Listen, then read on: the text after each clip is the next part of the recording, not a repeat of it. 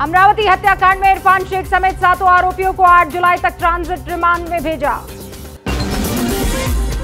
अब जांच तेज हो गई है। हत्या में इस्तेमाल बाइक बरामद कर ली गई है। एनआईए की पूछताछ जारी है।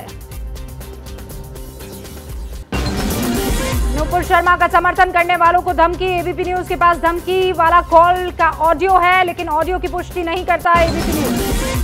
अमरावती और उदयपुर की घटना के बाद कई लोगों को धमकी मिलने की शिकायत है। नागपुर में एक परिवार ने छोड़ा शहर। मथुरा के महामंडलेश्वर धर्मेंद्र गिरी को उदयपुर कांड की तरह ही जान से मारने की धमकी है। अजमेर कोर्ट के वकील से मिली जान से मारने की धमकी। एडिशनल एसपी को ज्ञापन सौंप कार्रवाई की मांग की।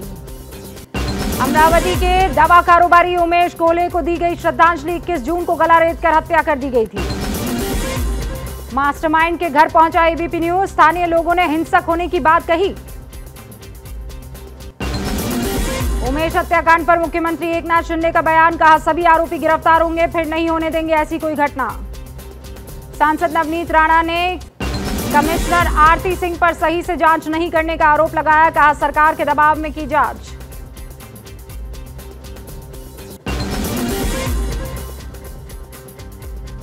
अमरावती हत्याकांड पर पुलिस कमिश्नर आरती सिंह की सफाई।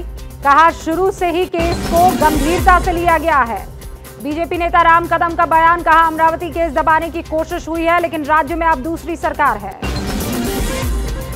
हैदराबाद के बीजेपी विधायक ने हिंदुओं से शस्त्र विद्या लेने की अपील की। कहा, मारे जाओगे अगर सरकार के भरोसे रहे तो।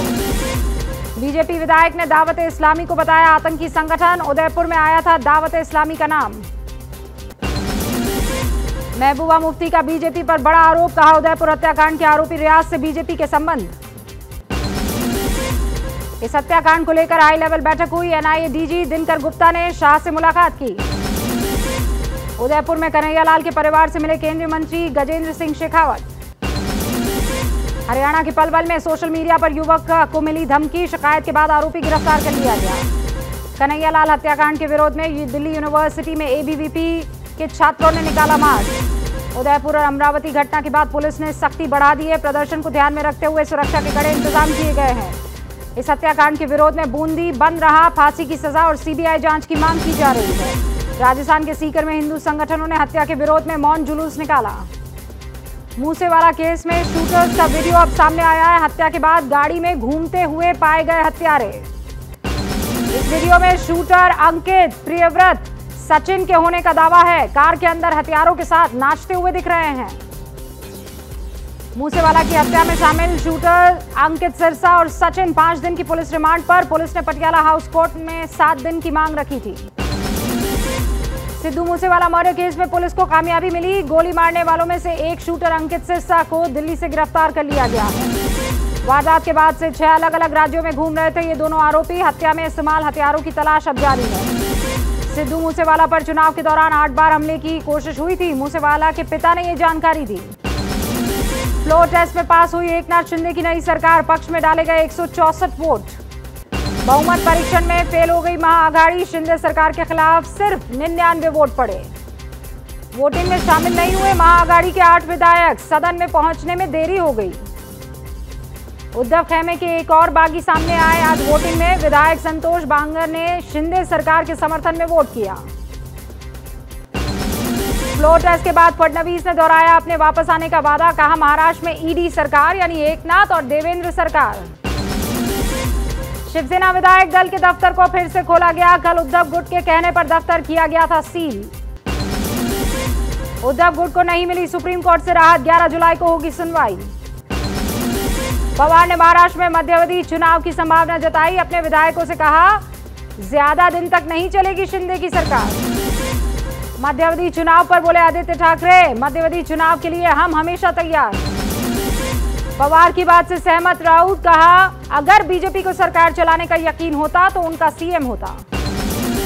शिवसेना भवन में जिला अध्यक्षों के साथ उद्धव की बैठक। सुभाष देसाई, विनायक राउत भी वहां पर शामिल हुए।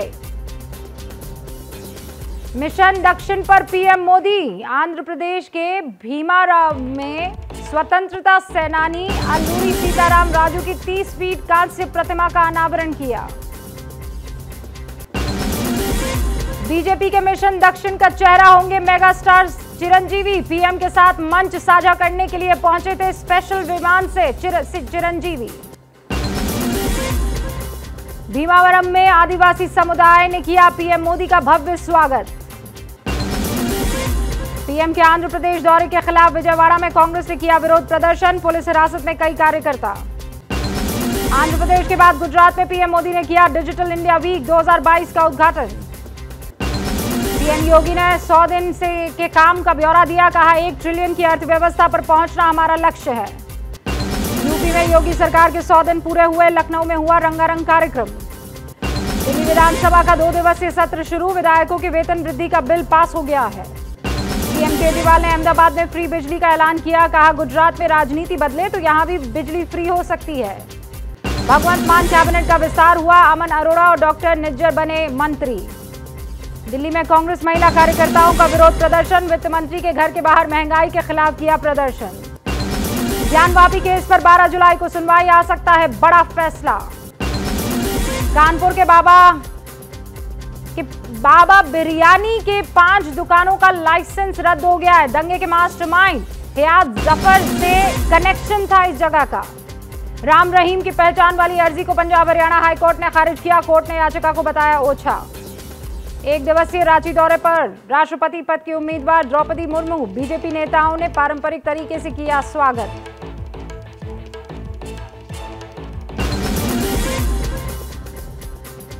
उधर पटना में धरना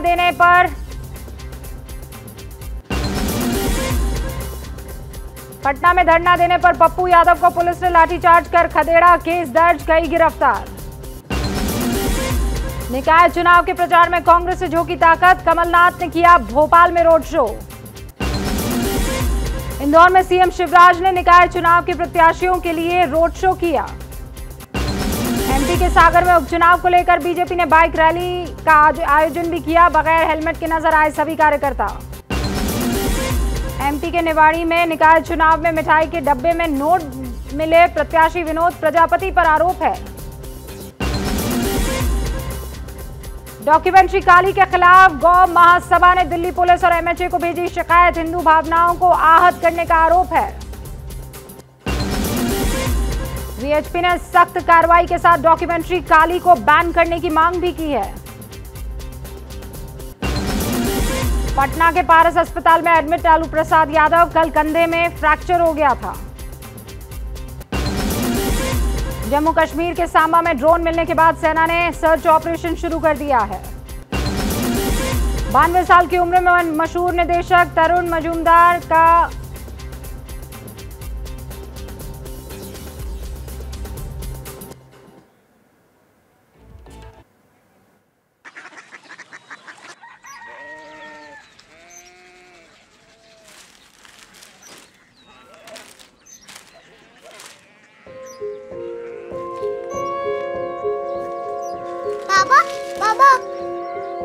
कोरिया सिटी जानी ना।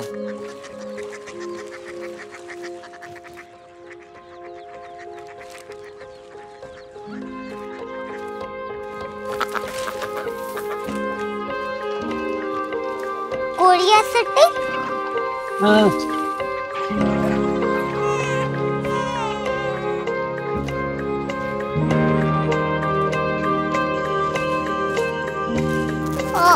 कोरिया सिटी कहाँ पे है? शहर अंग्रेजी लगे हैं।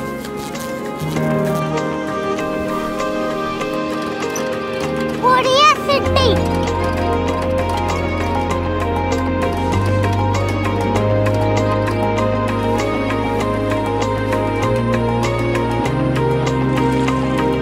वो बहुत दूर है।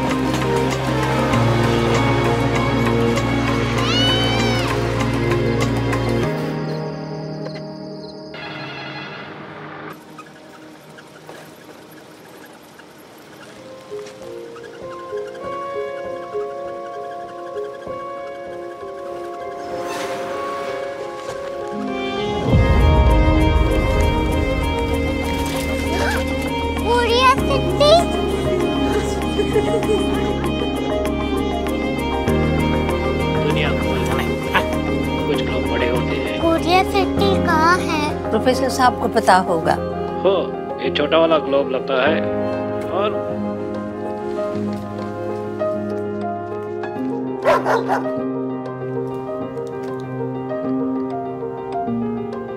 पता नहीं, मेरी बेटी से जाके मिल लो, शायद उसे मालूम हो।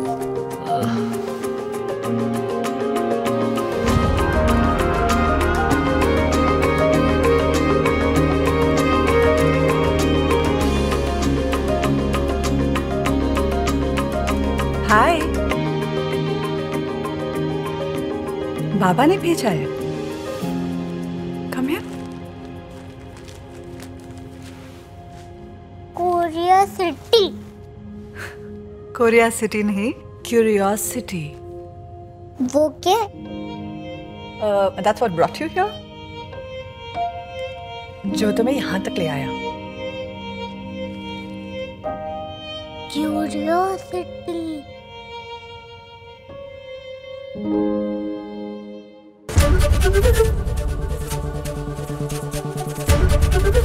एबीपी न्यूज आपको रखे आगे।